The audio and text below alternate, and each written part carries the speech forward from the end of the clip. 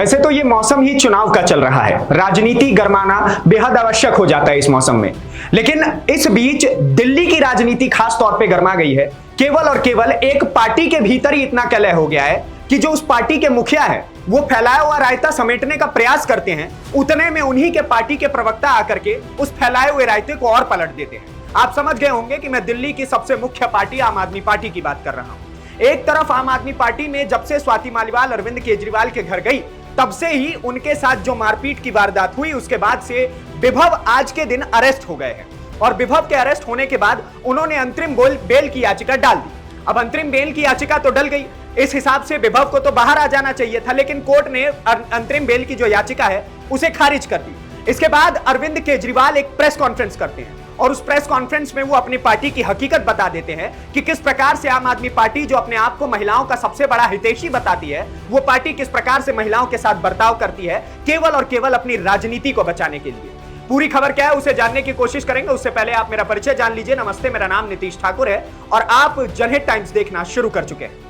हुआ यह है कि जब से स्वाति मालीवाल ने विभव के ऊपर आरोप लगाया कि उन्होंने मेरे साथ मारपीट की, कई बार मेरे ऊपर मुक्के और लातों से उन्होंने मारने का मुझे प्रयास किया और उस वक्त मेरे पीरियड्स चल रहे थे और मैं उन्हें बोल रही थी कि बस मेरे ऊपर थोड़ा सा रहम करो, उन्होंने तब भी मेरे साथ रहम नहीं की। इसके ऊपर सबसे पहले प्रतिक्रिया आम आदमी पार्टी की तरफ से संजय सिंह की तरफ से आती है। वो कहते हैं कि हाँ, ये वारदात हकीकत में है और इसके ऊपर अरविंद केजरीवाल अपने पर्सनल असिस्टेंट के ऊपर जल्द से जल्द एक्शन लेंगे। ये सब कुछ हो ही रहा होता है, उसी बीच में लखनऊ में अरविंद केजरीवाल पहुंचते हैं और वो समाजवादी पार्टी के मुखिया के साथ एक प्रेस कॉन्फ्रेंस करते हैं। लेकिन इस बीच भारतीय जनता पार्टी एक पॉइंट पकड़ लेती है कि भाई साहब, जब अरविंद केजरीवाल लखनऊ पहुंचे थे तो उनके साथ उनके पर्सनल असिस्टेंट विभव भी वहां पर पहुंचे हुए थे और ये उस वारदात के हुई घटना के बाद की वीडियो है और उसके बाद की तस्वीरें हैं। तो इसका मतलब यह है कि अरविंद केजरीवाल अपने एक ऐसे गुंडे कार्यकर्ता को अपने साथ लेकर के चल रहे थे जो महिलाओं के ऊपर हाथ उठाता है, और महिलाओं के ऊपर हाथ उठाता है वो दूसरी बात है।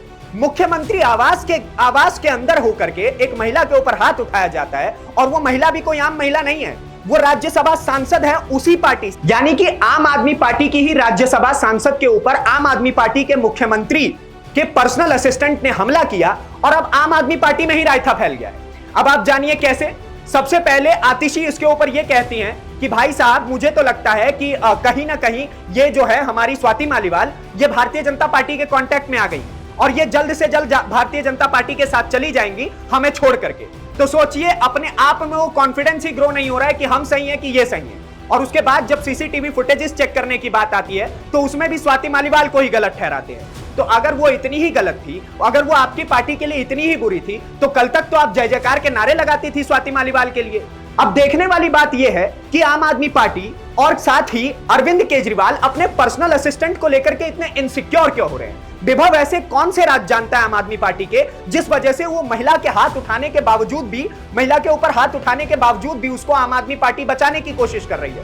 और यहां तक तो छोड़ ही दीजिए, अरविंद केजरीवाल इस हद तक गिर गए कि उन्होंने आज के प्रेस कॉन्फ्रेंस में कहा कि ये हमारे नेताओं को जेल में डाल रहे हैं। जैसे इन्होंने संजय सिंह को जेल में डाला, मनीष सिसोदिया को जेल में डाला और मेरे को जेल में डाला, उसी प्रकार से मेरे पर्सनल असिस्टेंट को भी जेल में डाल रहे हैं। अरे जेल में डाला, आप तीनों को डाला, ठीक है, वो आप पॉलिटिकल मैटर में बोल सकते हैं, आप ईडी सीबीआई के ऊपर आरोप लगा सकते हैं, लेकिन इस बार तो आपकी पार्टी के कार्यकर्ता नहीं उसके ऊपर केस किया ना, तभी तो जेल में गया है। तो अरविंद केजरीवाल को इतना याद रहना चाहिए कि कानून किस प्रकार से कार्य करता है, और अगर इतना भी नहीं हो रहा है तो कम से कम अपने मुख्यमंत्री पद को संभालने की कोशिश करिए। पार्टी बाद में बिखरती और संवरती रह जाएगी और अपने जेल में जाना है या उससे बचना है उसकी तैयारी करिए। बाकी आपके हिस्से की राय क्या है कि जो पार्टी अब तक महिलाओं की हितैषी खुद को कहती थी, उसी पार्टी में महिला के ऊपर अत्याचार होते हैं और वो पार्टी आज अपने मुंह पर टेप लगा करके बैठी हुई और अपनी राजनीति को गरमाने की कोशिश कर रही है। हमें कमेंट बॉक्स में जरूर बताएं और अगली वीडियो में आपसे फिर से मुलाकात होगी। और ऐसे ही खबरों को विस्तार से समझने के लिए, हर एंगल को समझने के लिए जनहित टाइम्स को सब्सक्राइब कीजिए।